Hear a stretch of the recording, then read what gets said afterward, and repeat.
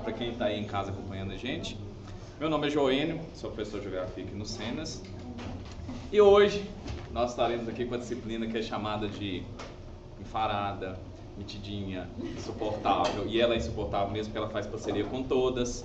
O parte do quarteto, né? Temos aí a parte das ciências humanas, a sociologia, a filosofia, a história, que são as irmãs, né, que estão sempre unidas aí, deixando todo mundo de cabelo em pé na hora de fazer a prova. Muitos textos, muito tema, muita coisa pra gente passar, mas hoje a gente vai resolver as questões aqui. Vocês vão ver que não é esse bicho de 7 cabeças, né? Algumas questões a gente precisa de outras parcerias, como é o caso de escala e fuso horário, que a gente precisa da matemática e raciocínio lógico, né? Que muitas vezes o enunciado está confuso, mas a resolução é simples. Assim como a gente tem também a questão das guerras, né? Que acontece ao redor do nosso planeta, sempre aconteceram, e ainda acontece porque dá dinheiro, é lucro, é lucrativo. Parece muito frio falar isso, mas a regra é capitalista, né? Lucro acima de todos. Então a regra é muito simples. Para a gente começar, trouxe uma questão aqui, e essa questão, ela é muito tranquila, que ela fala o seguinte, ela traz para a gente aqui uma relação com a Terra, diferentes modos que os povos se relacionam com a Terra. A questão traz o seguinte enunciado aqui, né? Traz um cântico da Terra, o Enem de 2020. O cântico da Terra: eu sou a terra, eu sou a vida, a ti, ó lavrador, tudo quanto é meu. Teu arado, tua foice, teu machado, o berço pequenino de teu filho, o algodão de tua veste e o pão de tua casa. E um dia, bem distante, a mim tu voltarás, e no canteiro materno de teu seio, tranquilo dormirás. Plantemos a roça, lavemos a gleba. Texto muito bonito aí, né? Da nossa querida Coralina. No contexto das distintas formas de apropriação da terra, o poema de Cora Coralina valoriza a relação entre o que? Esse poema está trazendo uma relação muito bonita aqui com a terra, né? Totalmente diferente do que nós temos, por exemplo, da própria questão do uso da terra pela agricultura, através do processo da Revolução Verde, né? Detalhes importantes do poema. Trouxe aqui 3 instrumentos de trabalho, né? Trouxe aí, por exemplo, né, o arado, a foice e o machado. E um sujeito muito interessante também, que é chamado lavrador, né? Justamente aquele cara que está relacionado à terra e tem uma relação não só de trabalho, mas uma relação simbólica com o território. Está falando sobre grileiros e controle territorial? Lembrando, né? Grilagem é uma falsificação de documentos que nós temos. Então a gente tem o processo literalmente de construir um documento, colocar dentro de uma gavetinha, enchê-lo de grilo, e o grilo acontece o processo de amarelar o documento. Ou seja, o documento tem um aspecto de velho. Como geralmente ele também está carimbado, tem tudo certinho do cartório, né, que é uma corrupção muito séria, um crime muito sério que acontece no Brasil. Acontece que muitas vezes as pessoas perdem o seu terreno de forma injusta, e é um crime que acontece aí no Brasil inteiro, infelizmente. Não está falando dessa questão. Meieiros de divisão do trabalho. Citou um outro camarada aqui, um outro grupo, né, não só homens como mulheres também, que é o seguinte: meieiros é o seguinte: eu entro com o terreno, eu sou dono do terreno. Você entra com a plantação. Qual que é a minha parte nesse acordo? Metade da sua produção vai ser minha. Isso é meieiro. Existe ainda essa forma de produção. Não se paga necessariamente com dinheiro. Se paga com metade da produção. Não está falando disso daqui. Camponeses e uso da natureza. Ah, mas como é que eu vou saber o que é camponês? Primeiro, o camponês é justamente aquele, é um termo muito antigo que nós usamos, né, para se referir, principalmente da sociologia, essas pessoas que estão ligadas à terra de um jeito totalmente diferente. Ou seja, eles ainda têm um calendário seguindo a questão da lua, tem um calendário seguindo a questão da chuva, tem um calendário religioso seguindo, por exemplo, né, as pessoas, principalmente de origem não, relacionadas ao cristianismo católico, faz muito essas promessas. Ah, metade da produção vai ser para tal santo, caso a produção dê certo. Ah, eu plantei agora, se der certo vai ser para tal santo. Tem essa relação religiosa com o plantio. Então essa alternativa é interessante para a gente. Indígenas e manejo agroecológico. Algum momento falou do indígena aqui? Aparece a palavra indígena? Não aparece. Mas poderia ser uma prática indígena? Poderia, né? E esse manejo agroecológico? O manejo agroecológico é justamente aquele que se respeita o tempo da natureza. Existe, por exemplo, o respeito ao ciclo da natureza. Por exemplo, planta, nesse ano você planta em determinada área. No outro ano você não planta nela, você deixa descansar. O grande problema que nós temos de produção hoje moderna é que é o uso intensivo de mecanismo, né, de agrotóxico e tudo. Então a terra acaba tendo esse processo de, ela cansa, ela perde a sua capacidade de produção, né? Então não é nessa alternativa não. Latifundiários e fertilização do solo. Não. Falou late, não é o cachorro, né? Falou late aqui, é grande pedaço de terra, gigantes pedaços de terra, latifundiários. De quanto que vem esses latifundiários de terra? Desde quando existem? desde as capitanias hereditárias, desde quando nós sofremos esse processo de colonização. Então isso aqui não está falando de grandes pedaços de terra, ou seja, a alternativa correta aqui, camponeses e uso da terra. Né? Falou do lavrador, plantemos a roça, um dia bem distante, a Minto voltará, está falando desse possível retorno para quem migrou, né? Então está falando desses camponeses aí em relação com a terra. Beleza? Maravilha. Vamos para a segunda questão. Também em 2020, a questão aqui traz o seguinte enunciado: a demanda mundial para a produção de alimentos aumenta progressivamente a taxas muito altas.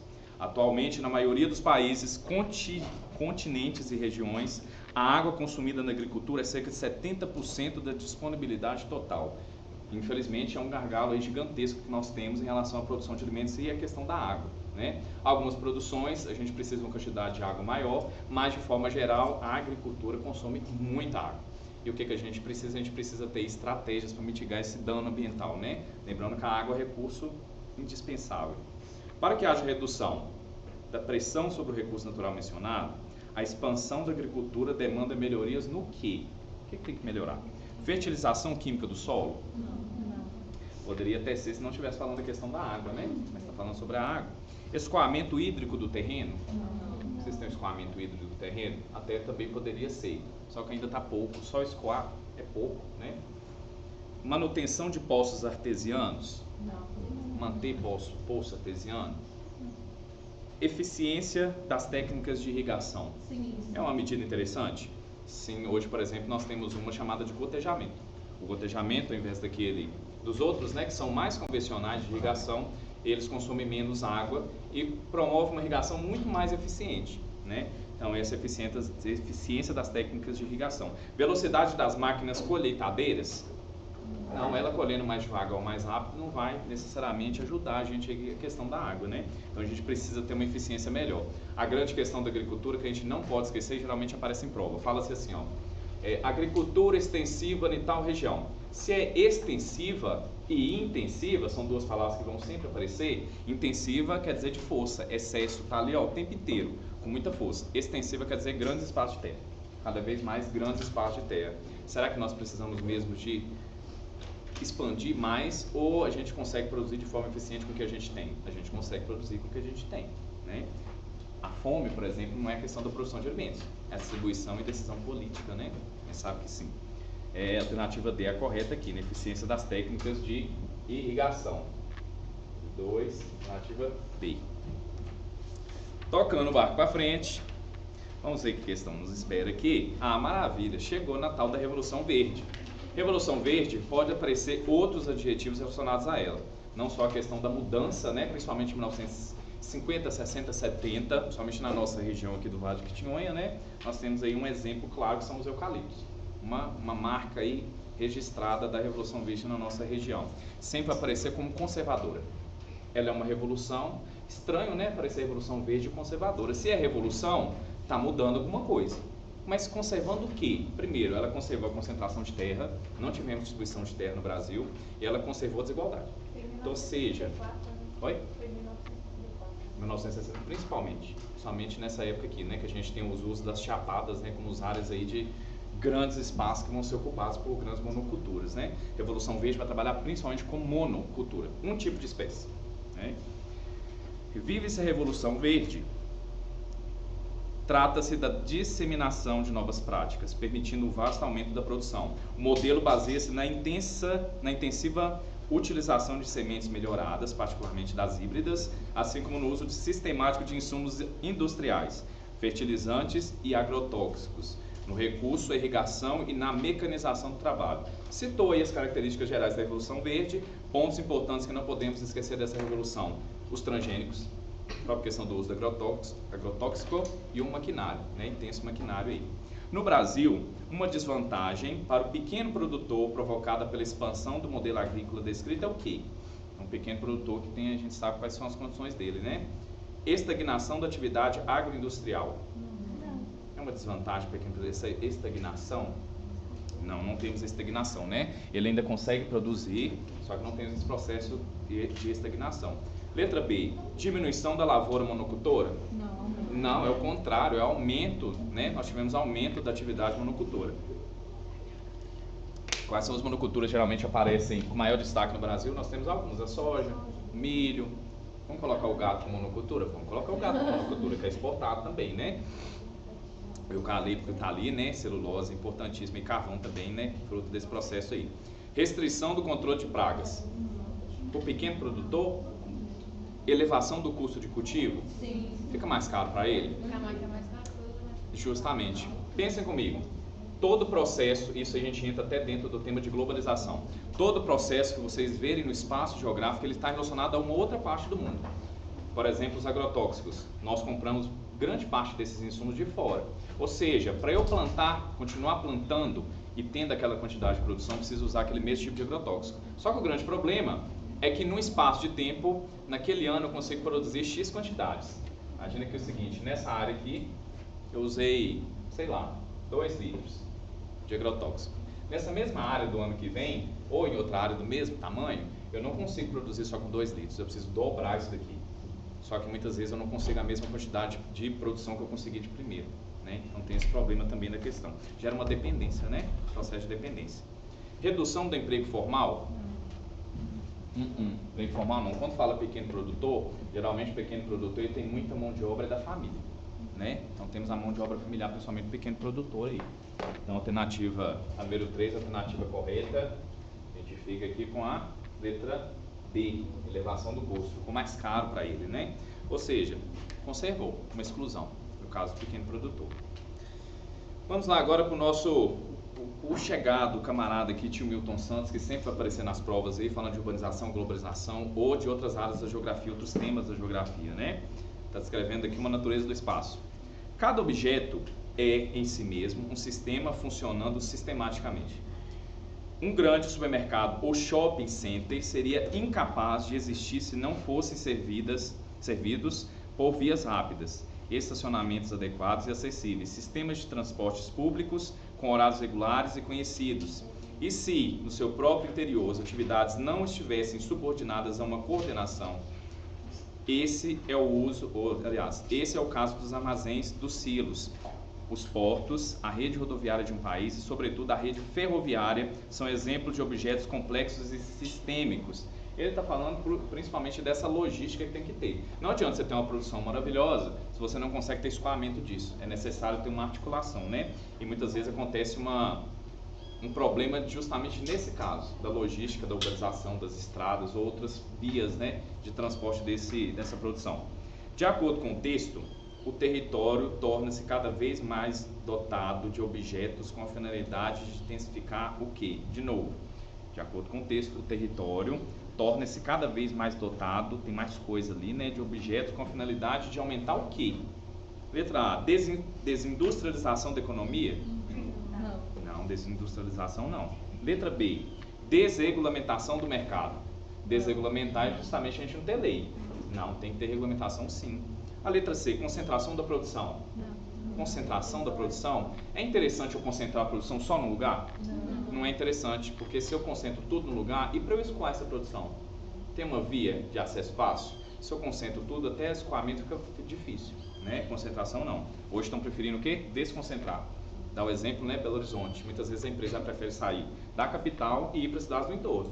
Betim, Contagem, Ribeirão das Neves, todas essas que estão no entorno, fica mais barato do ponto de vista da empresa despachar essa mercadoria. Letra D, distribuição de renda. Ou sonho de consumo, né? Distribuição de renda. Jamais. Olha o Karl Marx aí revirando na tumba. Letra E, dinamização dos fluxos. Dinamizar, preciso, é rápido. Produzir é agora. O que acontece quando a gente faz compra na internet que demora a chegar? A gente fica pé da vida, né? Ou seja, a gente precisa dinamizar esse fluxo. Tem que chegar rápido, a gente quer agora. Comprei, tem que chegar rápido, né?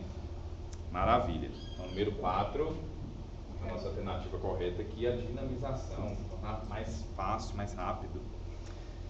Seguimos aqui com a globalização, um tema que aparece demais em prova e sempre vai tentar relacionar a globalização com outro ponto. Ou vai relacionar a questão da desigualdade, ou a questão da concentração de renda, ou a divisão que nós temos, por exemplo, entre os países do norte global e do sul global, sempre vai ter essa jogada, tá? Então aqui vamos lá nessa número 5. A difusão do termo globalização ocorreu por meio da imprensa financeira internacional, em meados da década de 1980.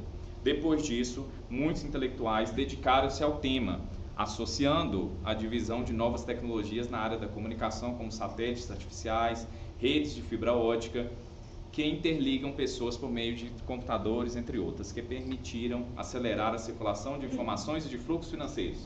Estou contando o que acontece hoje, tanto que nós temos um outro autor, isso fica de indicação para vocês darem uma olhada depois, que ele dialoga demais com essa perspectiva de Milton Santos. Se chama Zygmunt Bauman, é um sociólogo, que ele vai falar principalmente da questão da modernidade líquida, das relações humanas. Isso aqui tem tudo a ver com essa perspectiva de Milton Santos, só que a de Milton é mais antiga, né? E a desse Bauman é mais recente. No mundo atual, as novas tecnologias abordadas no texto proporcionaram o quê? Garantia do acesso digital. Não. Tecnologia tem, né? Nem todo mundo tem acesso. Desigualdade aí mais uma vez. Letra B. Substituição da mídia formal. Não. Mídia formal já está pensando no jornal, impresso, né? Rádio, o telejornal que a gente assiste, não houve substituição. Letra C. Padronização da cultura dos povos. Não. A globalização, ela tenta deixar tudo padrão? Ela tenta.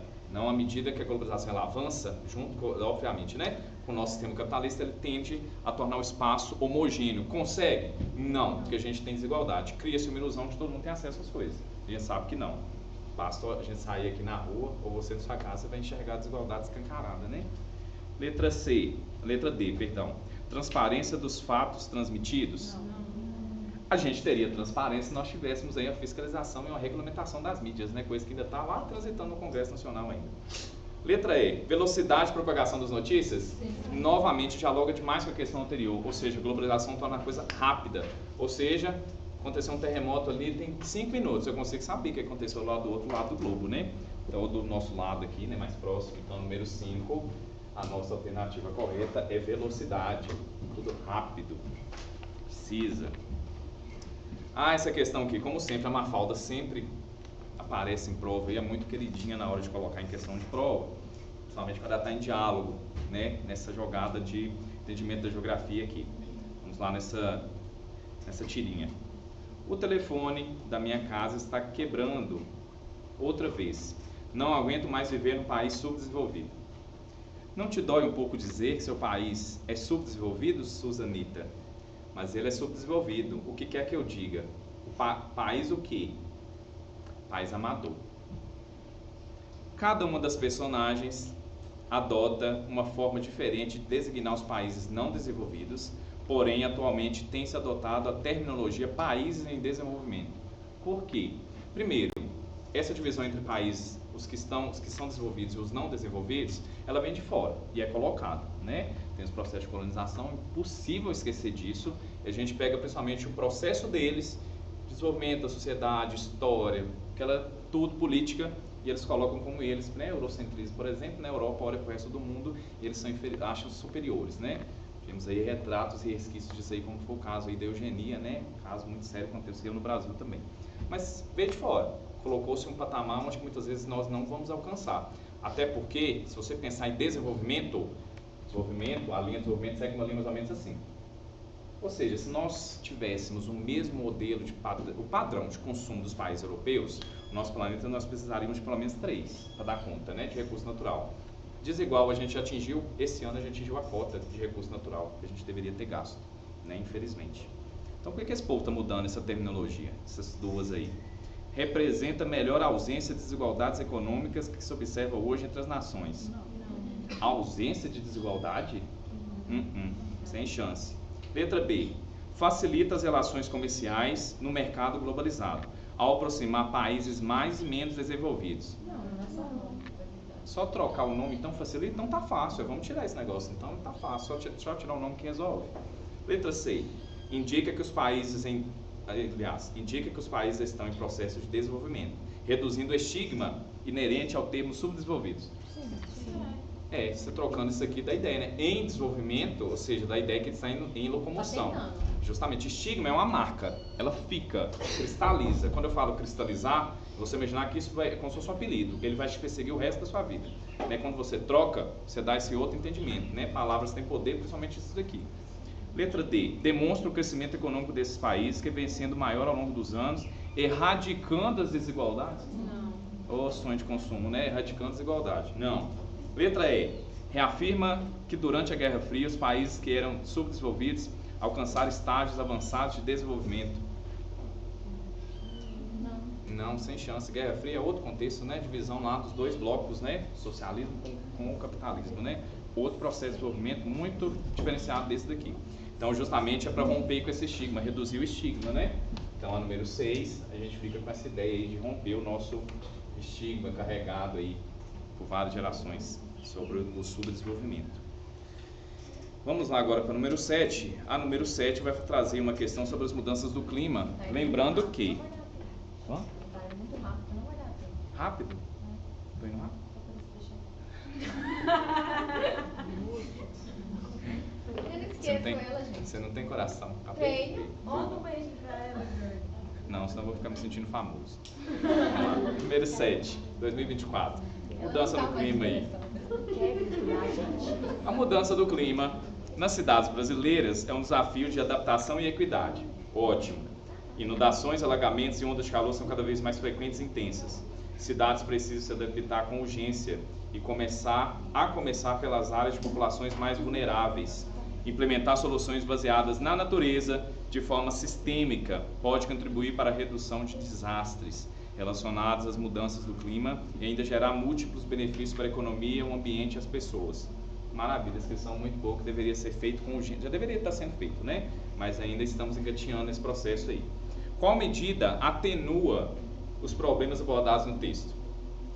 Qual dessas aqui que vai nos responder? Letra A, criação de faixas sinalizadoras. Não. Só colocar sinal? Ah, não, então aqui vai alagar. Você já parou para pensar que aquela pessoa que está lá nessa área de risco, é uma pessoa em situação social e econômica vulnerável, ela não entende o quando fala assim, ó, vai cair 100 milímetros de chuva. Você parou para pensar que ela, talvez, né, não quer dizer que ela mora lá, que ela não saiba. Que a gente não tem noção de que é 100 milímetros de chuva. Essa pessoa vai entender que 100 milímetros vai chegar na casa dela? Muitas vezes não. Se essa pessoa for sair, ela vai sair para onde? Ah, é muito fácil, é só sair, mas sair para onde? A grande questão é essa. Onde alaga, nessas zonas periféricas, é mais barato de viver lá. Sempre. E um detalhe, né? A gente tem algumas empresas aí, principalmente da área de construtoras, né? Construção civil, ela justamente ela sabe que ali alaga, e não é a água que provoca o problema, é justamente a política pública mal feita, justamente favorecendo o empresariado muitas vezes. Isso é muito sério, porque a gente não, né? O sistema mata pessoas. A gente viu agora, né, no Rio Grande do Sul, um problema relacionado à questão da mudança climática com a população, e o que aconteceu? Morte. Várias mortes ali. Já acontecia essa inundação?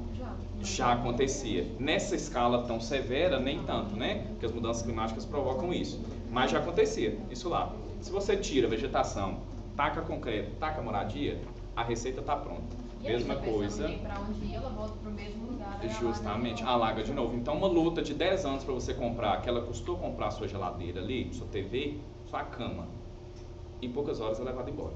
Né? Aí depois fica as campanhas de doação, né, como consolo. Não deveria acontecer isso mais. Mas a mesma coisa quando você pega uma área desse formato, no relevo, e você vai e desmata aqui. Não pode desmatar. De jeito nenhum, topo de morro não pode ser desmatado. Se você desmata e tem uma área urbanizada aqui, a receita está pronta. A receita para o desastre. Né? Todo isso aqui, a tendência é descer. O solo encharca.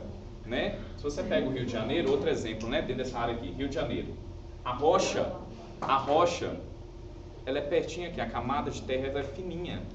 Quando encharca, mesmo que tenha árvore, a tendência disso aqui é descer. Provoca esse processo aí, né, de matar pessoas. Letra B, implantação de parques públicos. Implantar parque público é interessante para atenuar esse problema das mudanças climáticas afetando cidades? Ou, perdão, a letra B, incineração de resíduos sólidos. Não, você resolve a questão de não vai ter o lixo ali, mas e o ar? E o solo contaminado? Letra C, implantação de parques públicos. Sim. Interessante, né? Se eu tiver mais áreas verdes, é mais interessante. É mais interessante. Você consegue fazer o quê? Infiltração, né? Então, principalmente questão do alagamento. A letra D, verticalização de espaços centrais. Não. Se eu faço verticalização, que são prédios, eu aumento a ilha de calor, a má circulação do ar e muitas vezes, se tem mais concreto, mais esse problema vai estar acentuado. Construção de estacionamentos privados. Não, sem chance. Então, essa aqui é a número 7. Deixa eu apagar esse daqui. Apagar esse desenho aqui. Maravilhoso. Essa geografia desenha que é uma obra de arte. Isso não é um professor, isso é uma arte. Terra Negra não ia te contar. Não, jamais. Vamos para o número 8. A número 8, ainda falando sobre cidade, falando sobre urbanização. Espaços públicos não são produtos dados e acabados. Uma instituição que, uma vez estabelecida, traria a paz da consensualidade e a periferia e igualdade. São os lugares em que os problemas aparecem e se transformam em debates, em diálogo e em possibilidade de ajuste e compromisso. Por isso, não anulam os conflitos, ao contrário, são canais de comunicação e de visibilidade de oposições, falando de espaço público aí, né, espaço urbano. As características descritas no texto exibem a importância dos espaços públicos para o quê? Prática do lazer? Só prática do lazer? Está descrita no texto aqui.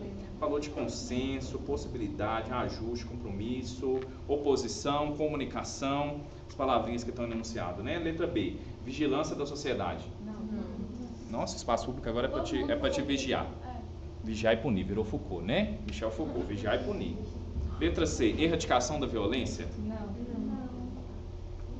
Até poderia ser, se estivesse citando um espaço público muito específico. Um lugar lá, uma pista de skate, um projeto social ali no espaço público, mas não citou isso então? Não. Letra D, construção da democracia. Sim. Temos características da democracia? Temos, né? Diálogo, consenso, não são produtos dados.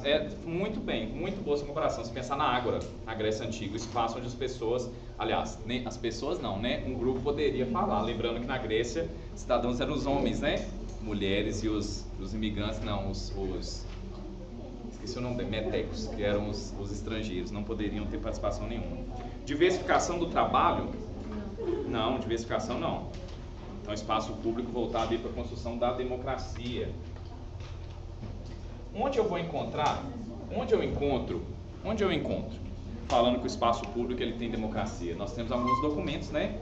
Estatuto da cidade, plano diretor, lei orgânica, todas vão falar da democracia. Lembrando que entender o espaço como um todo, né? Temos vários grupos que frequentam o mesmo espaço. Então, favorecer a democracia aí. A número 9 e a número 10, né, são relacionadas aqui, traz pra gente a questão da demografia. Tema muito preocupante do ponto de vista dessa mudança da composição da população brasileira. Então, nós temos aqui diferentes projeções de 2010 a 2100. Nós temos duas projeções, né? A do IBGE e da ONU. As duas caminham muito próximas aqui, né? A mesma projeção. Como é que eles fazem isso? Estatística, né? Somente o censo, no caso do IBGE. A configuração da projeção demográfica apresentada, projeção, né? Está se pensando no futuro. Apresentada é explicada pelo quê? Ampliação do êxodo campesino, êxodo rural. Não. O que está acontecendo com a população? Ela está diminuindo, não está? Ao longo do tempo? Então, não. Letra B, aumento da taxa de fecundidade. Não. As mulheres estão tendo mais filhos? Não. Menos filhos, né? É só você olhar para a sua família. Seu avô, seu pai e você. A gente tem uma redução drástica. A gente nunca mais vai voltar, por exemplo, uma casa com 12 crianças. Mesmo casal. A gente não volta mais nesse patamar. Letra C, redução do crescimento vegetativo. Sim. O que é crescimento vegetativo? É o crescimento populacional. O crescimento populacional. Tem a ver? Tem, está reduzindo. Ué. Redução? Vamos olhar as outras. Retrocesso no controle de natalidade. Retrocesso quer dizer que eu estou voltando atrás. Ao invés de eu melhorar, eu estou voltando, retrocedendo. Não, Questão do tem controle. anticoncepcional, que Tem anticoncepcional, tem campanha de saúde, tem. Né? Oi. Nossa, eu ia a redução do crescimento vegetativo, o crescimento vegetativo não seria diferença de quem está morrendo para quem está, quanto que está nascendo? Sim. Aí no caso aqui é zero, então seria tipo, literalmente, porque as linhas estão uma em cima da outra. Sim.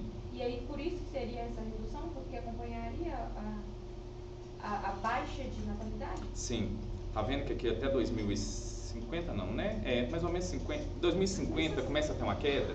Então quando a gente pergunta a projeção, está te fazendo essa ideia. Se a gente tivesse outras linhas como a caixa de natalidade e mortalidade, ainda reforçaria o argumento nosso da questão do crescimento vegetativo, a diferença de quanto que nasce e quanto que morre, né? Então qual que é a grande questão aqui? Reduzir o nascimento, reduziu a morte. Só que se você reduz o nascimento, a tendência da pirâmide etária ela é estreitar a base, né, onde nós temos poucos nascimentos, e aumentar a quantidade de idosos. Você aumentando a quantidade de idosos, não quer dizer que a população está aumentando, é só simplesmente manter nós, que estamos aqui vivos até na velhice. Então você não está tendo reposição da população. A média de reposição de filhos por mulher deveria ser 2,1, a média. A gente não está nem nisso. Poucos países ocupam esse patamar, como é o caso da China. A China ainda mantém, né, um nível interessante, a Índia, O gráfico né, que mostrou a Arábia Saudita. a Arábia Saudita também. Então essas áreas a gente observa que a transição demográfica, que essa mudança, ela ainda está bem no início ainda, mas para mudar é muito rápido, né? Essa mudança ocorre rápido, depende muito do contexto do país. Tá joia? Letra E, estagnação da entrada de imigrantes. Não, nada a ver. Então, a número 9, a gente tem redução do crescimento vegetativo, né? Nossa, Deus. Redução do crescimento vegetativo. Letra C. A número 10 traz aqui uma pirâmide etária, né, muito interessante, do ano de, né, uma comparação de 2012 até 2018. Temos aí as mulheres com essa barra colorida um pouco mais forte, né, no caso aqui está preto e branco, e os homens aí coloridos, essa barrinha mais clara. Temos aí essas linhas, né, com essas bolinhas, os homens 2012, as mulheres também 2012. Maravilha. As mudanças apresentadas entre as pirâmides 2012 e 2018 demonstram a redução do quê? Lembrando, qual que é o movimento, qual que é a dica que a gente tem para lembrar desse movimento? Muito bem, vamos lembrar o movimento aqui, vamos lembrar a dica maravilhosa. Chegou o final de mês, você acorda no belo dia para você escovar seus dentes. Cadê a pasta de dente? Só tá isso aqui, no pontinho no fim lá. Você vai fazer o quê? Você vai pegar essa pasta de dente, você vai apertar, espremer ela. É justamente esse movimento da pirâmide demográfica, que aliás, da pirâmide etária, né? Desse movimento da transição demográfica. Maravilha. Todo mundo que está aqui, tendência a chegar aqui em cima, aliás, né? Se Deus nos permitir. Amém? Amém. Amém. Oh, glória. Então a gente tem esse movimento aqui de aumento, né? Maravilha. Então as mudanças estão refletindo o quê? Que redução que é essa? Saldo migratório? Aqui está mostrando só a redução de saldo migratório? Imigrante, emigrante, internacional? Não. Rendimento médio. Rendimento médio de quê, Jesus? Do que você está falando? Questão? Não. Rendimento médio não. Expectativa de vida. Está tendo redução da expectativa de vida? Não, tá Redução. Está tendo aumento, não está tendo aumento da expectativa de vida? Pouquinho, né? Se você observa a linha com essa bolinha e a barra, você observa que está pouquinho. Mas a gente está tendo aumento da expectativa de vida, não é redução não. E taxas de natalidade, está reduzindo natalidade? Qual que é a dica para lembrar de natalidade? É Natal, nascimento, né? Mesmo se você não acredita aí no Jesus que o povo gosta de, né? Até hoje, 2025 anos adorando ele lá, né? Nada contra os cristãos, inclusive sou, né? Só tô falando que ele é um cara muito bacana. Geralmente o problema é o fã-clube. Nada contra aí, né? Gente, por que agora um detalhe importante aqui, ó. Detalhe importante. Por que esse lado das mulheres aqui tem mais? Cuida mais da saúde. Muito bem. As mulheres cuidam muito mais, isso é um dado, né, do Ministério da Saúde. As mulheres se cuidam muito mais, muito mais. Os exames das mulheres são bem mais dolorosos que dos homens, né? Muito mais. Né? São exames extremamente desconfortáveis. Vocês que o digam, né? Vocês que participam desse cuidado aí. Hã? O homem também é muito imprudente. É muito prudente, machista, né? Não pode fazer determinado tipo de exame. A masculinidade é igual uma casca de ovo, né? Frágilzinha. Mas tudo bem, né? Bora pra frente. Atrás vem gente. Questão aí da Universidade Estadual do Rio de Janeiro, trazendo novamente as enchentes em Porto Alegre, até citei anteriormente, né? Preciso de colocar, perdão. Letra D. Letra D, perdão, gente. Letra D. D de Deus. Maravilha.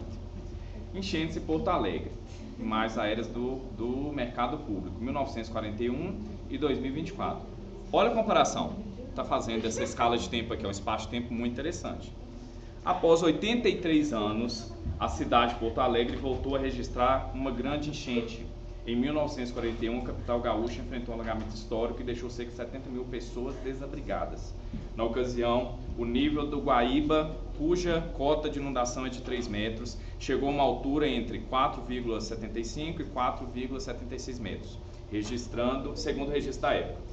Desta vez, o nível do Guaíba passou de 5,3 metros e no dia 8 de maio de 2024 atingiu 5,7 metros. As grandes enchentes que afetam Porto Alegre nos anos de 41 e 2024, mencionadas na reportagem, indicam a incidência desse problema na capital gaúcha. Sem novidades para nós aí, só a metragem ainda da quantidade de água, né, que atingiu.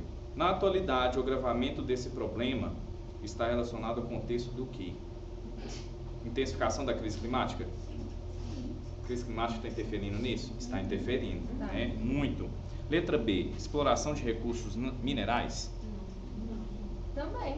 Poderia até ser, Mais ou menos. né? Mas não Ela é também o centro da cidade. justamente não é o centro da É. cidade, né? Letra C, degradação do bioma do Pampa. Não. A degradação também vai influenciar nessa questão, só que ela é uma ação que é secundária, né? No caso dessa questão aqui. E a letra D, permeabilização do solo da cidade. Eu fui nessa. O agravamento É desse problema. impermeabilização e não permeabilização. Muito bem. Permeabilização porque está permeável, ou seja, né, tem mais área verde, mais árvore, aquela coisa maravilhosa, o ar mais gostoso de respirar, clima gostoso. Não. Permeabilização não é. Impermeabilização, que é justamente concreto, né? Asfalto, bloquete, por aí vai. Cidades aí. Então nós temos o quê? Qual que é o agravamento? Intensificação da crise climática, né? Ou seja, uma quantidade de chuva que não era para cair nessa quantidade, pouquíssimo, o espaço de tempo é curtíssimo. O que é para chover em 30 dias, chove em 48 horas, né? Muita água mesmo. É. A número 11, a gente fica com a alternativa letra A, intensificação.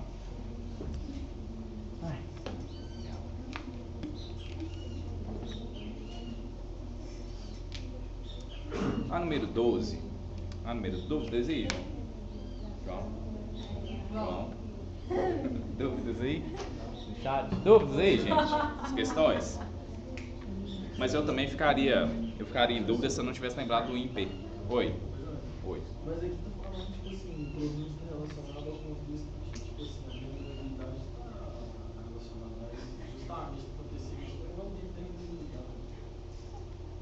Tá, eu entendi seu raciocínio. Aqui nós temos realmente a questão da permeabilidade do solo, né? Só que aqui está perguntando o seguinte, né? A pergunta é, o agravamento desse problema, desse alagamento que teve, né, histórico, ele está relacionado ao quê? Qual que é a principal causa que tem provocado esse alagamento? É um alagamento que acontece de tempos em tempos? Pegando esses dois dados, possivelmente sim, a gente precisaria de mais dados. Só que a grande questão que tem provocado isso, a discussão voltada sobre o clima, é justamente essa crise climática. Ela tem intensificado mais. Todas essas aqui, tirando permeabilização, que deveria ter o IN, né, impermeável, degradação, exploração de recursos minerais, ela potencializa. Só que a causa de agravamento, né, que tem provocado é a crise climática. Ela que tem provocado essa desorganização. Tá, poderia dar enchente. Ótimo. Ótimo não, né? Péssimo. Poderia dar a mesma enchente aqui. Só que a grande questão é que a crise climática ela alterou drasticamente a quantidade que estava se esperando. Então por isso que essas outras elas não respondem essa questão aqui desse ponto. Te respondi? Te convenci, aliás, né? Te respondi não, te convenci com o meu argumento. Mas maravilha. Então vendo como é que está trazendo as questões? Geralmente dá um tema e pede assim, não é aplicabilidade, né? É uma forma de resolver e você ter malícia na hora de resolver as questões. Tem umas questões realmente elas passam a rasteira na gente, né? Elas vêm com duas alternativas, são muito parecidas. Muito, mas muito parecidas. Eu fui mal. Esqueceu do IN. Essa daqui maravilhosa, né? Falando da nossa querida região amazônica, foco aí da COP30. Muitos temas para a gente debater em um outro momento. A convecção da região amazônica é um importante mecanismo da atmosfera tropical e sua variação, em termos de intensidade e posição. Tem um papel importante na determinação do tempo e do clima nessa região. A nebulosidade, o regime de precipitação determinam o clima amazônico. Primeiro, né, só relembrar alguns conceitos importantes aqui, né? Convecção. O movimento de convecção ocorre em todas as esferas da Terra. Nós temos na Terra, na água, no ar. Então, o exemplo mais simples que nós temos aí de entender movimento de convecção, ou corrente de convecção, também pode aparecer em prova, essa troca de calor entre fluidos, né? Isso acontece, ou seja, o ar que está mais quente, a tendência a descer, ou a água, né, no caso também pode ser, e esse material mais frio, a tendência dele é fazer esse processo circulatório. Onde que a gente encontra isso, por exemplo, nas tectônicas de placas. A tectônica de placa, nós só temos movimento de placa em razão disso daqui. Nós só temos as correntes de convecção, que é isso daqui, em razão dessa troca. O planeta não aquece de forma igualitária, né? Lembra de zonas térmicas? A gente tem a região da linha do Equador, o meio do planeta, o lugar que mais recebe calor do Sol o ano inteiro. Então é importante lembrar disso, esses conceitos muito simples, né? Ah, mas eu não consigo lembrar de climas específicos. Tá, vai pelo simples primeiro. A dica que eu te dou é sempre essa. Talvez a questão nem está falando de zona térmica, não está falando nada disso. Mas você indo por ele, por esse básico, muitas vezes te orienta a responder a questão por eliminação, né? Então, estou falando o seguinte: o mecanismo climático regional descrito está associado à característica do espaço físico de resfriamento da umidade da superfície. Resfriamento? O que é que o texto está falando para a gente? Não está falando dessa região tropical, nebulosidade, região de precipitação, clima amazônico. O clima amazônico é quente, né, e úmido, né? Esfriamento da umidade da superfície? Não. Letra B, variação da amplitude de temperatura. Amplitude térmica, né? Outro conceito aí que aparece demais, geralmente ele cai de bandeja nada, né? Cai de luva, assim, bem maliciosamente. Amplitude térmica, eu, por exemplo, tenho uma diferença muito grande, né? Diferença térmica. Então, naquele dia lá, fez 40 graus e à noite fazer, sei lá, 20. Isso é tipo no deserto, né? Justamente. A grande questão do deserto, aí você imagina assim, tá, mas o deserto também não é o deserto Saara, no caso, né? Ele não está na mesma linha da região amazônica? Tá, ele está, mas a grande diferença é que nós temos vegetação. Lá nós temos circulação de ar que impede justamente a formação de nuvens de chuva, né? Um processo de circulação do ar próprio daquela região ali. Então nós temos dois movimentos. Um vai fazer a baixa pressão, pega toda a umidade, puxa, e a alta pressão faz o processo contrário. Tudo a ver com essa questão aqui, tá joia? Então nós temos esse processo de amplitude térmica, é isso, a diferença entre a máxima e a mínima temperatura. Quanto mais diferença que eu tenho aqui, de número, no meio aqui, ó, quer dizer que a temperatura ela está oscilante mais. Até pra gente faz mal, né? 40, na outra hora 15, 18. Diamantina texto costuma fazer, dependendo da época do ano, né? Horrível essa época pra gente. Mas a amplitude térmica é isso. Dispersão dos ventos contra-alísios. Revisa alísio e contra-alísio. Reviso, agora, vamos lembrar dos ventos alísios, né? Tem muitos termos aqui, gente, mas te ajuda que possivelmente caem outras questões, né? Vamos lá. O nosso planeta girando, né? Coisa linda, né? Vou desenhar uma tábua aqui, porque o planeta é plano, né? Nesse processo de girar, né? Tá girando aí a muitos quilômetros por hora, né? Então nem sempre velocidade é o que manda na sua vida. Seja igual ao planeta, continue girando, correndo atrás do seu objetivo.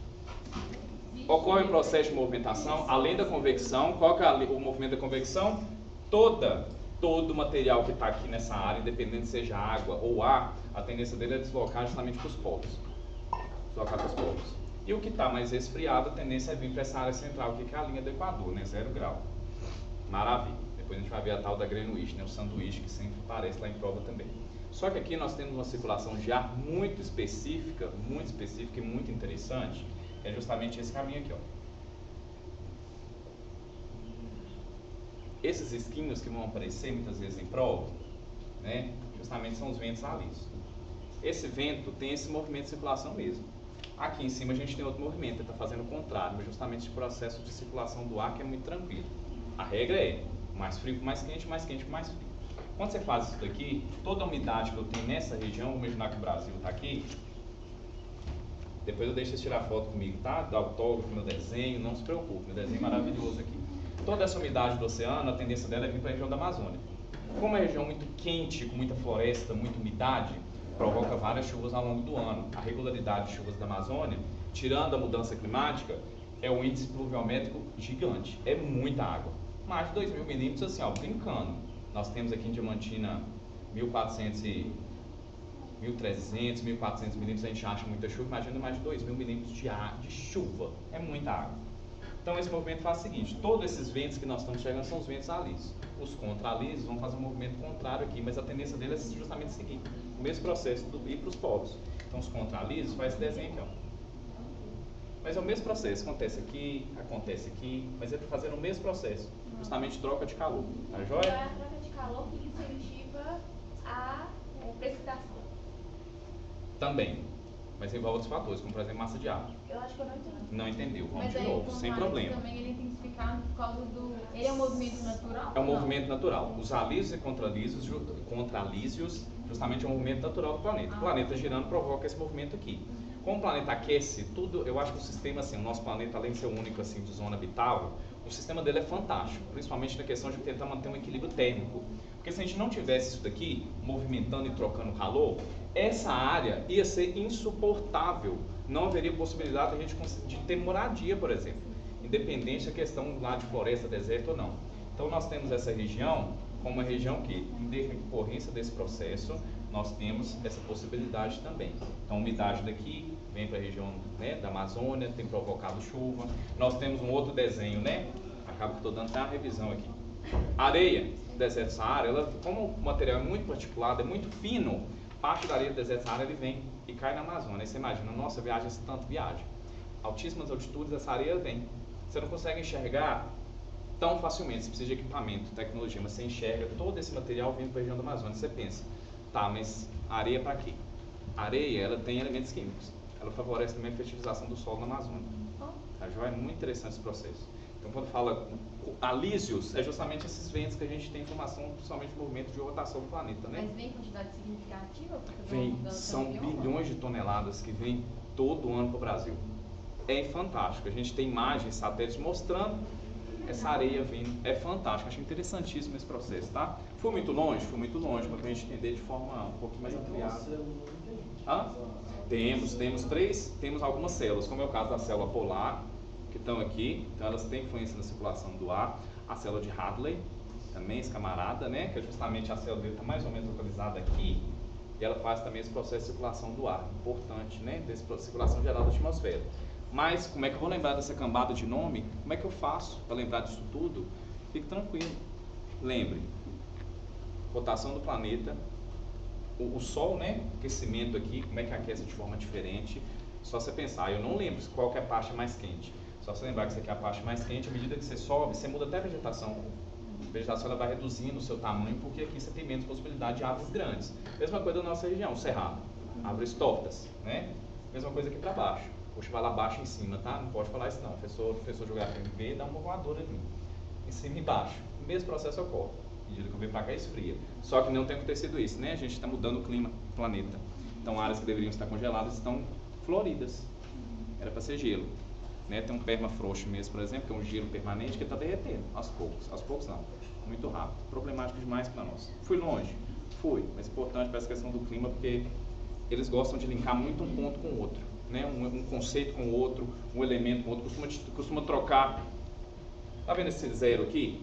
Isso aqui é latitude, não é? O grau da latitude. Ele costuma vir para você e falar assim, te dá um gráfico mostrando chuva e temperatura e vem falando assim, quanto menor a latitude, maior a quantidade de chuva. Todo caso é assim? Não é todo caso, porque na mesma linha a gente tem deserto Saara, então a regra não é geral. Eles sempre vão fazer essa jogada, te dar uma informação trocada, para ver como é que a gente está na malícia da questão. Vamos lá nas alternativas, né? Resfriamento não, variação da amplitude térmica de temperatura também não, dispersão dos ventos contralísios não, dispersão não, o vento segue seu caminho, né, comum, razão desse processo aqui de convecção, existência de barreiras de relevo, convecção na Amazônia, barreiras de relevo ali na Amazônia. Da coisa dos anos, tipo, que jogam pra cá. Poderia, até poderia. Justamente, até poderia. Aqui eu concordo com você que essa questão poderia até fazer a gente marcar essa da questão da barreira.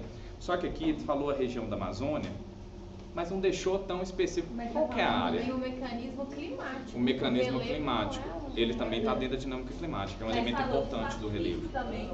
Falou de Sim, concordo com você, concordo com você. Mas, quando fala mecanismo climático, falando da convecção na região amazônica, ele não está preocupado com, por exemplo, os rios voadores. Lembra de rio voador? Justamente esse movimento que ele encontra a barreira gigantesca que é os Andes e vem para a nossa região, né, Minas Gerais, aliás, Sudeste, Centro-Oeste, Sul, por aí vai. Aqui não citou a questão dos Andes. Se não tivesse essa alternativa de convergência de fluxo de ar, o que é convergir? Justamente esse processo de encontro. Ou seja, o que acontece quando a gente tem a região da Amazônia com a umidade do Oceano Atlântico, ela vem desse processo de convecção. Hoje, convecção também, né, mas a convergência é encontro. Para eu ter essa nebulosidade, esse clima desse jeito, não necessariamente eu precisaria dos Andes. Não necessariamente, né? Entenda uma coisa, os Andes são importantes? Sem dúvida, sem dúvida. Só que nesse caso, para o clima da região amazônica em específico existir, ele precisa dessa convergência de fluxos de ar e precisa que a umidade do oceano também venha. Né? Tem umidade na Amazônia? Tem, mas ele precisa dessa umidade também do Oceano Atlântico.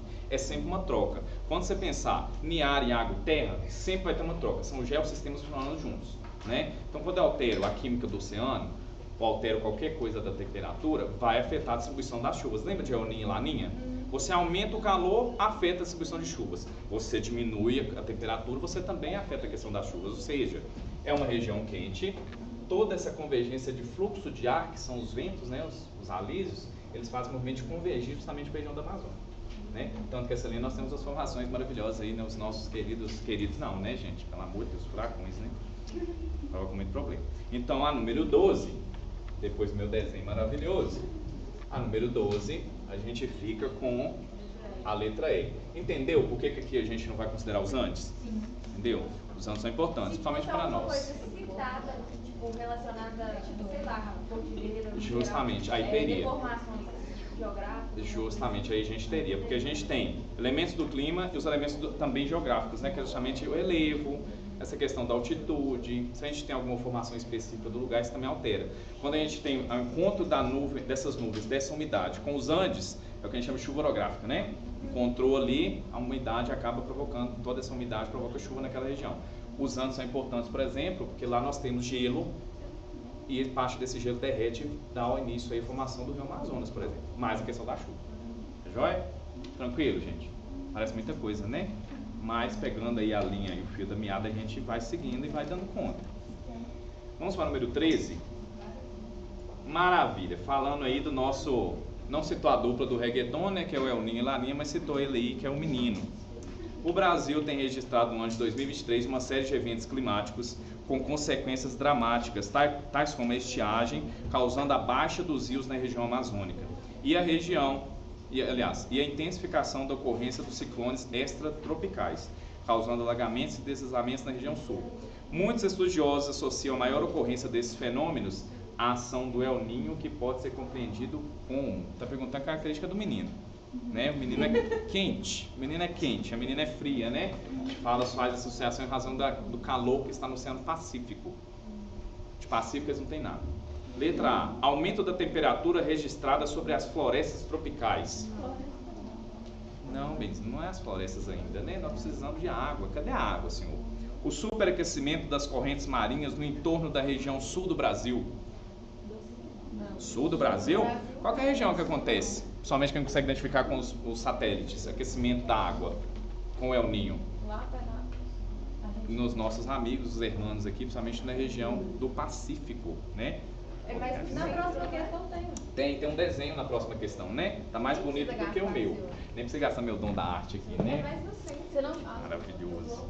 Letra C. O aquecimento em comum das águas superficiais em porções do Oceano Pacífico. Temos esse aquecimento, né? O aquecimento, letra D, o aquecimento atípico das águas continentais ao redor do planeta. Água continental é o quê? O que é água continental? Ligada à posição mais próxima da Terra, né? Justamente Tá poderia dentro, falar. que não é o Atlântico. Poderia falar de um rio. Um rio, um mar, um lago. Poderia falar de um rio, né? Não é isso, né? Então nós temos aí a alternativa correta, aquecimento em comum, né? Eles sabem de quanto em quanto tempo ocorre? Sabem. Já se tem um cálculo aí de mais ou menos de quanto tempo ele aparece. Mas as causas ainda precisam de muito estudo para identificar o que tem acontecido, porque ele está vindo com mais força. E não é só mudança climática, tem mais algum elemento importante aí que não conseguiram identificar ainda, né? A alternativa correta é a letra C. A número 14. Oi? 14. O que a gente está agora? A gente está no período de transição.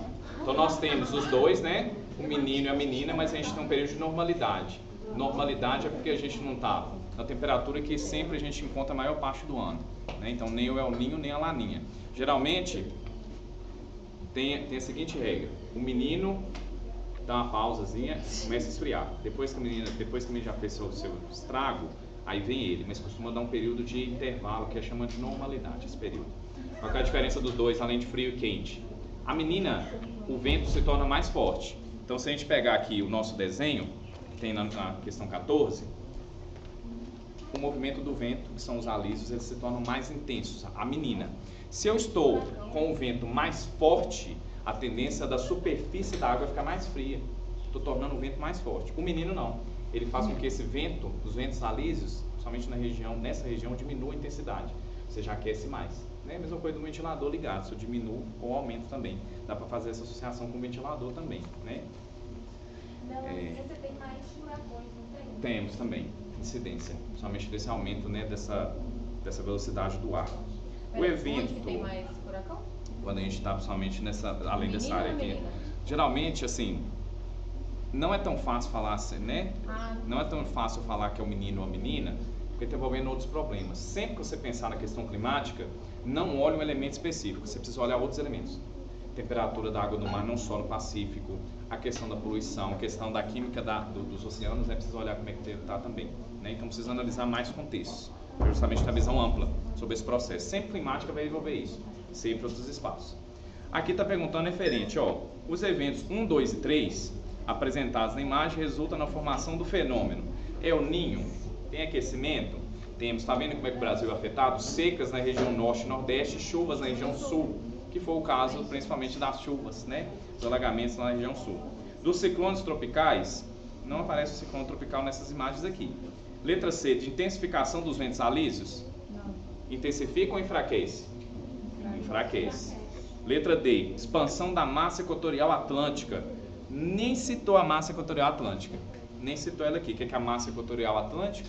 Somente aquela que a gente tem a característica de ser quente e úmida, né? Laninha? Não. Laninha deveria estar escrito aqui no número 2, resfriamento e não aquecimento. Então, número 14, nós ficamos com a alternativa A. Falando do menino. Esse menino levado aí nessa dupla do reggaeton que dá muita dor de cabeça, não só no Brasil, é o mundo inteiro, tá? Essa mudança de climática não é só no Brasil. Chegamos agora na nossa querida questão de fuso horário. E para muitos pode dar uma dor de cabeça, mas eu te garanto que a coisa é muito mais simples do que você pensa. O cálculo é muito simples e quando você segue o passo a passo que eu vou te passar aqui, você vai ficar mais tranquilo em relação a isso. Geralmente a descrição é confusa. Eu, de modo, né, como alguém da geografia, eu concordo que a descrição tem hora que ela vem muito maliciosa. Mas o dado é muito simples, né? Falou um monte de coisa, mas no fim a coisa é simples. Vamos lá, número 15. A número 15 vem falando o seguinte: o movimento de rotação é o que a Terra executa em torno de um eixo imaginário que atravessa seu centro e passa pelos polos norte e sul e dura um dia, sem novidades. Quanto tempo que dura a translação? Quanto tempo dura a translação? Hã? Translação.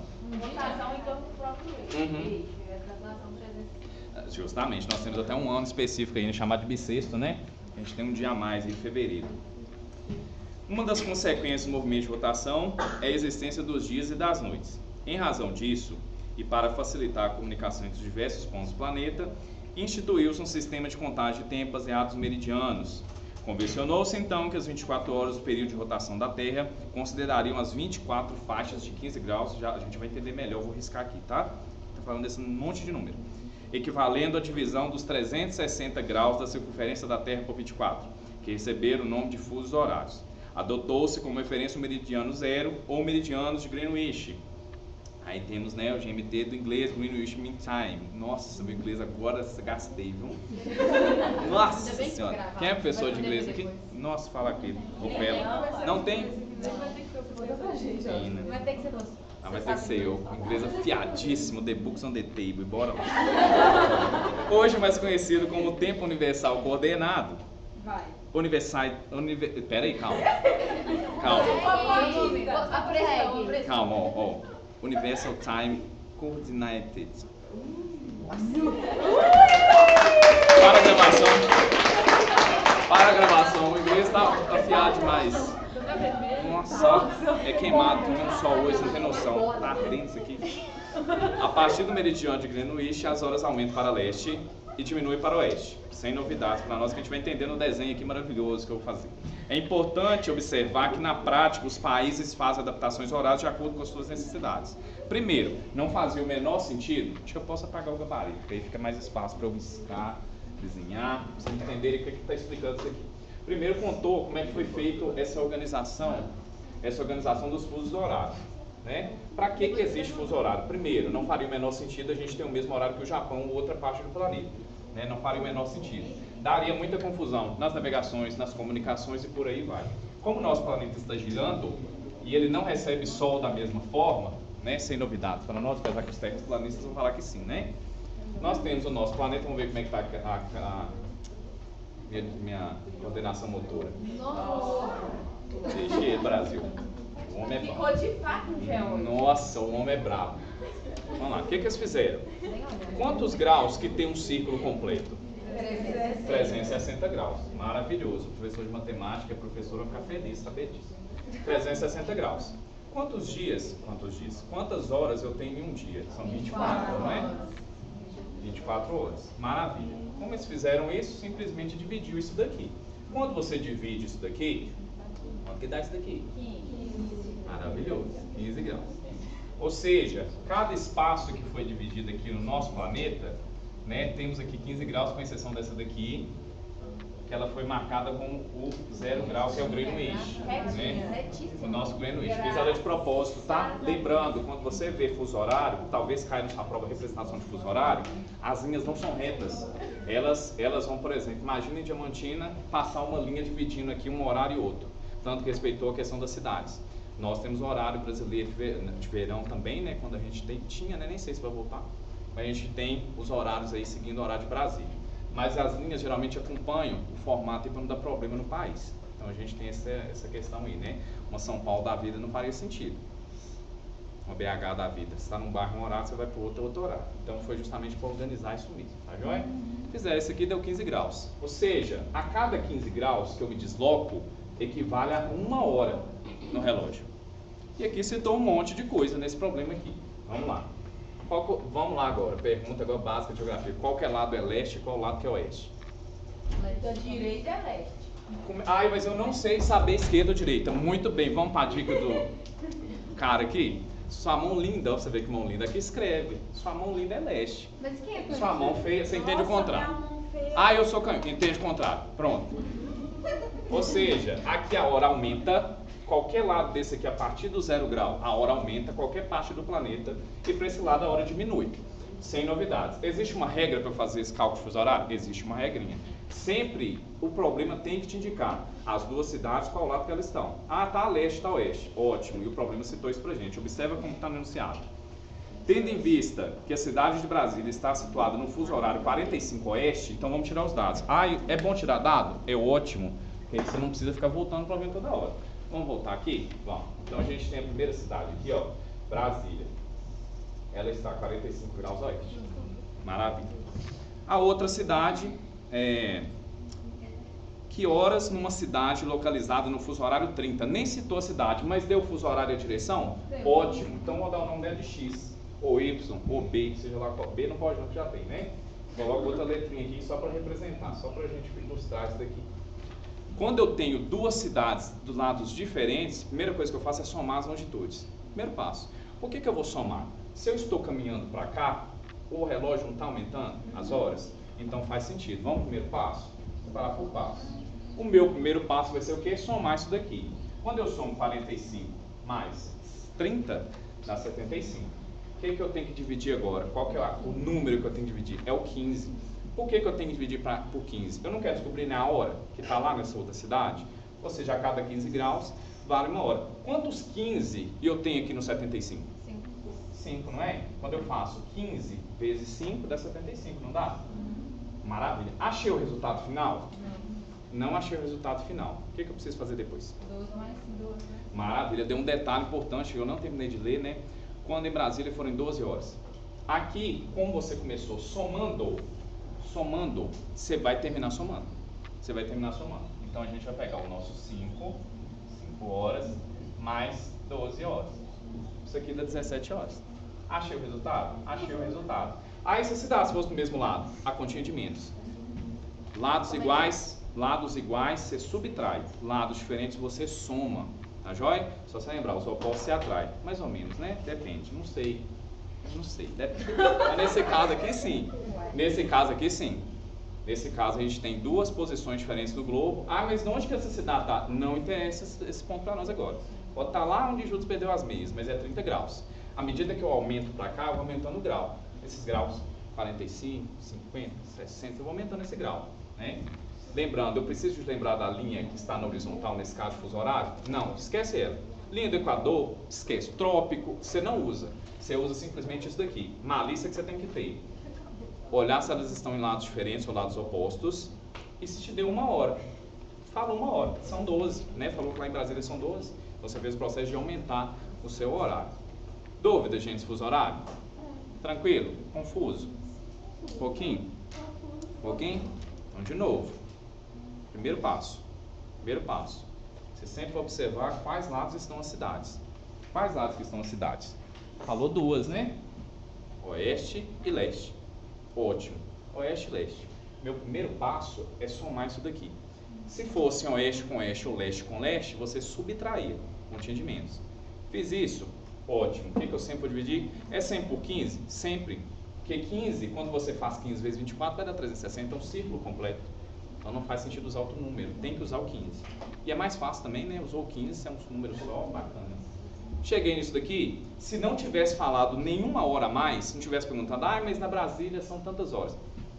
A hora que seria aqui não tem alternativa, mas seria 5 horas, você tinha acabado aqui.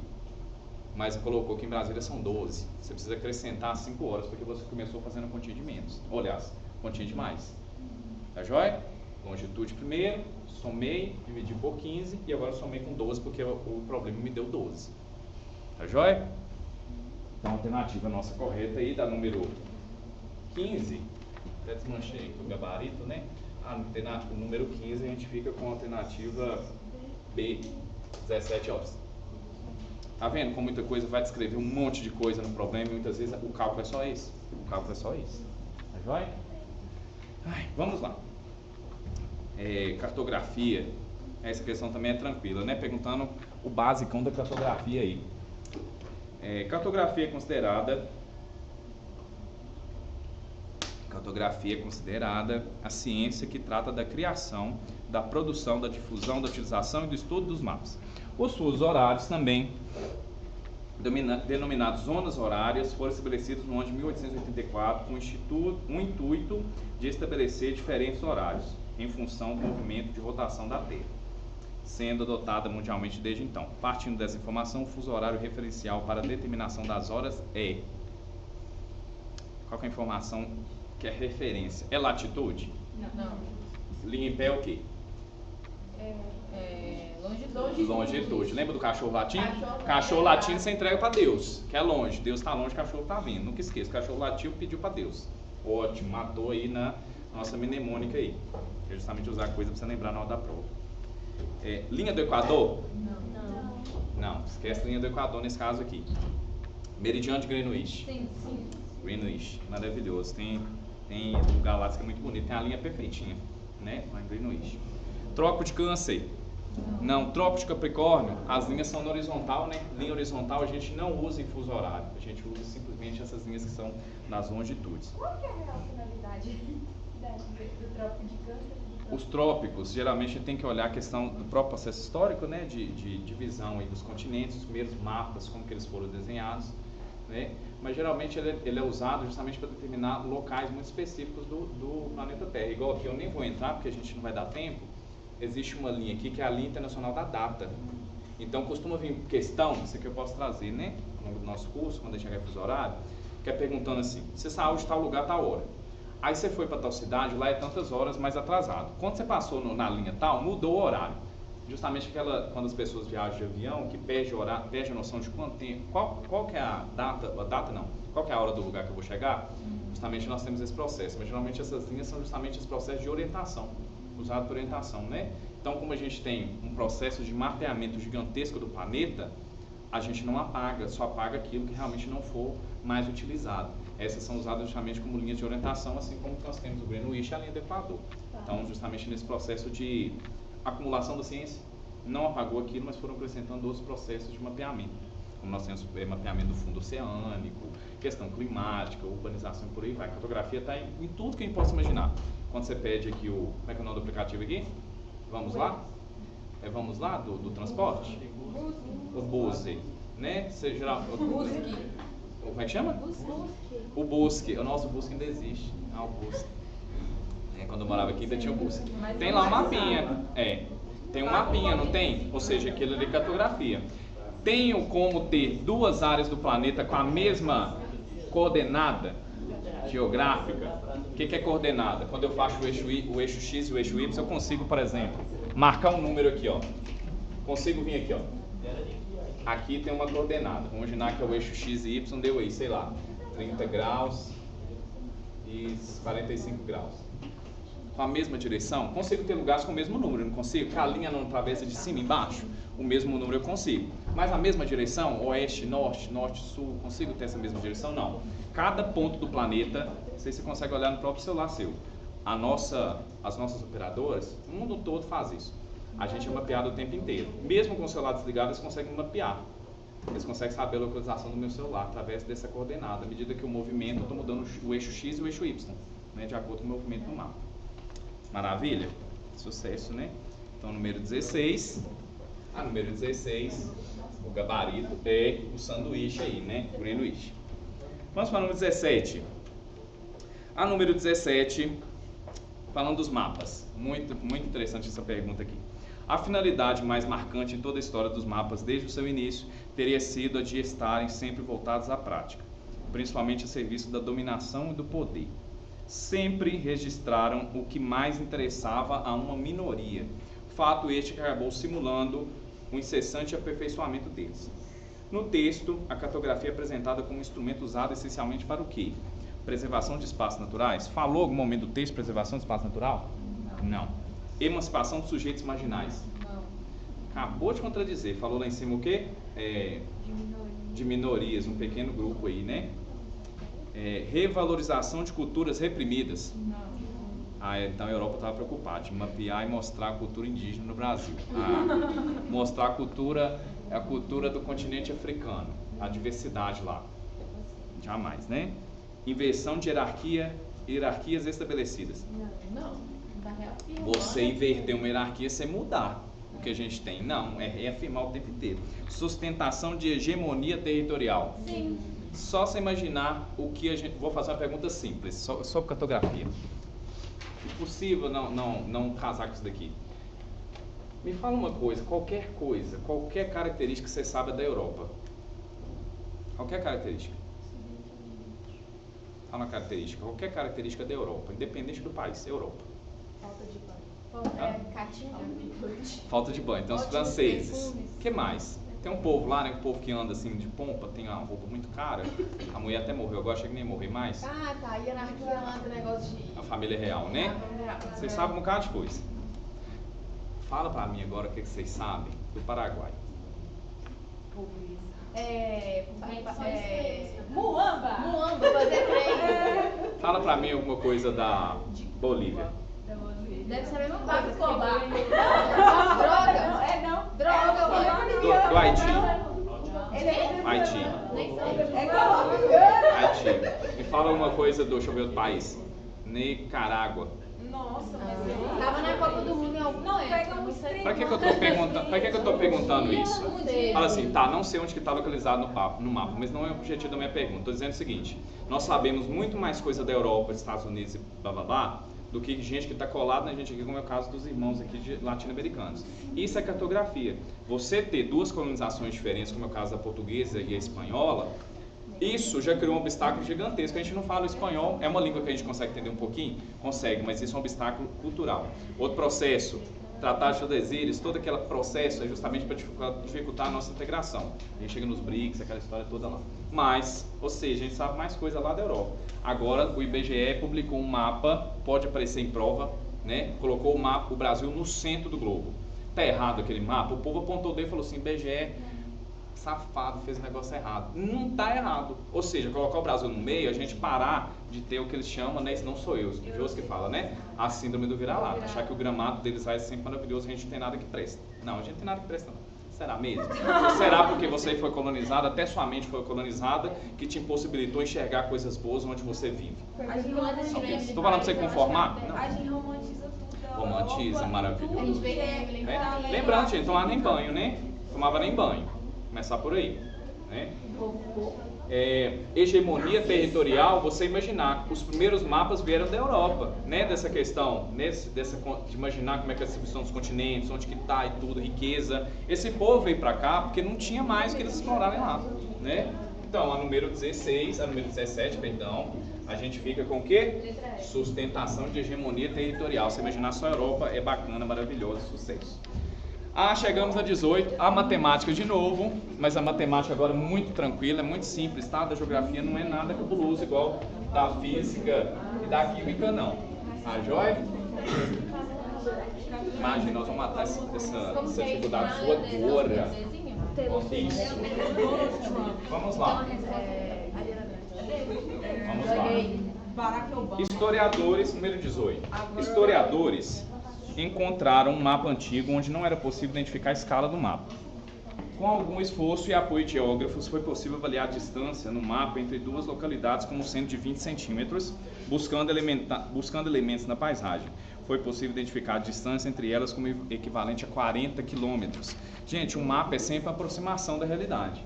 Qualquer coisa, somente mapa mundi, pegar o mais clássico. Qualquer coisa que eu pego nesse formato, né? Formato do nosso planetinha aqui, eu coloco no papel, ele vai deformar. Tanto que as áreas em gelo, que é o Polo Norte e o Polo Sul, nos mapas elas são muito maiores do que são, assim como os continentes, né, os países e por aí vai. Não necessariamente a Rússia é daquele tamanho, né, no mundo real, mas é um instrumento importantíssimo, usado até hoje, né, principalmente aí nessas áreas que a gente tem acesso facilmente ao aplicativo, por exemplo. Com base nessas medidas, a escala numérica do mapa corresponde ao quê? Uma fórmulazinha muito simples para usar isso daqui, só que para usar essa fórmula, eu preciso lá do apoio da matemática, porque eu preciso de uma escala de transformação. Eu preciso transformar os quilômetros. O que ele está dizendo isso aqui? A escala, ela sempre vai trazer para a gente duas informações. Se eu tiver isso daqui, ó, 1 para 50 mil. Duas informações. Está colocando para mim uma distância que está no papel e uma distância do mundo real. Isso daqui corresponde a 1 centímetro no mapa. Então você tem lá um mapa com duas cidades mostrando lá para você, vai falar o seguinte: a cada 1 centímetro no mapa corresponde a 50 mil centímetros no mundo real. Isso aqui é o entendimento que você tem que ter da hora da escala. Né? Não falou de outras medidas aqui, só da escala. Só que o grande problema aqui nosso é que a questão veio da seguinte forma: pediu a escala, a distância real, nós vamos dar o nome de D maiúsculo, a distância representada, a tela que está no mapa, o Dzinho minúsculo. Qual foi o número que deram pra gente aqui, ó? 20 centímetros é porque está no papel, 20 centímetros. Essa daqui falou que é quanto? 40 quilômetros. Estão estimando, né? 40 quilômetros. Ótimo. Posso fazer uma conta direta? Não posso, porque a gente tem duas unidades de medidas diferentes, quilômetro e centímetro. E eu tenho que transformar. Qual que eu transformo? Para você achar a escala, você sempre vai deixar as duas unidades em centímetro, obrigatoriamente, né? Como que eu faço isso? Muito simples. É chato de lembrar aquela escalinha, mas você lembrando, ela resolve metade dos seus problemas. Quilômetro, hectômetro, decâmetro, confundi até agora, né? Decâmetro mesmo. Decâmetro, metro, decímetro, centímetro e milímetro. Para eu transformar aqui é muito tranquilo, mas muito mesmo. Nesse caso tem muito zero, a conta nossa vai ficar muito tranquila. Pego o 40, jogo aqui. Eu vou separar o 40, o 0 do 4? Não, ele vai ficar junto na mesma casa. Isso aqui são casas, né? Como que eu faço essa transformação? Ponho o 40 aqui e acrescento os zeros até chegar na casa do centímetro. Só isso. 1, 2, 3, 4, 5. Quanto que deu? Aqui deu esse número gigante. Como que eu jogo na fórmula? É multiplicação? O que que é? Divisão. Eu pego escala, é igual. 40 km virou esse número gigantesco. Zero, borra. Vou dividir aqui por quanto? Eu preciso transformar ele? Não preciso, porque ele já está em centímetros. Só precisaria se eu tivesse feito uma sacanagem com a minha cara, ou com a nossa, e não colocar isso aqui em centímetros. Divido por 20. Qual que é o melhor caminho para fazer isso aqui? Ou eu corto o zero, ou eu podia simplificar, nem precisava fazer isso daqui, mas já que a gente abriu essa continha, preciso fazer o numeral todo? Não, pega os dois aqui, não é? 40 dividido por 20 dá? Quanto que é 40 por 20? Quanto que eu faço 2 vezes 20 dá quanto? 40. 40 aqui deu zero. Só acrescentar todos esses zeros que estão aqui. Com esse daqui. Simplesmente, essa é a minha continha. Então vou acrescentar quantos zeros? 1, 2, 3, 4, 5. Esse lado de cá. 2, 3, 4, 5. Achei a resposta? Achei a resposta. Cuidado, a questão pode fazer uma sacanagem muito grande com você e colocar a resposta assim, ó, o gabarito, 20 mil centímetros. Está errado? Está errado. Porque a escala, ela precisa vir com 1 para, esse 2 pontos significa para, a cada 1 centímetro no mapa, corresponde a 200 mil centímetros no mundo real. Então, o gabarito nosso aqui, letra B.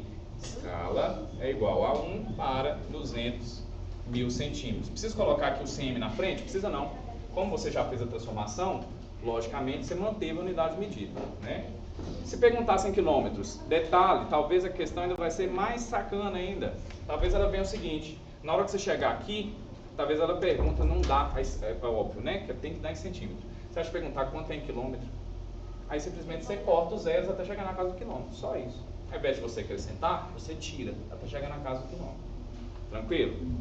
Finalizando aí vamos para as outras duas, que agora é sobre a questão das guerras, né? Importantíssimo, e tema que aparece demais, porque essa guerra é muito antiga, todas essas guerras que a gente tem, somente Palestina, né? Palestinos se agruparam em frente a aparelhos de televisão e telas montadas ao ar livre em Ramala, na Cisjordânia, para acompanhar o voto da resolução que pedia o reconhecimento da chamada Palestina como Estado observador, não membro da Organização das Nações Unidas. O objetivo era esperar pelo nascimento, ao menos formal, de um Estado palestino.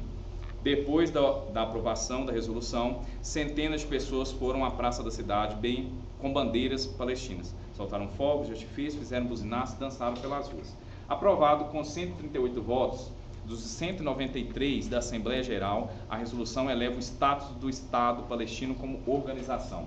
Importantíssimo, né? Gente passando fome, crise humanitária, um problema seríssimo lá.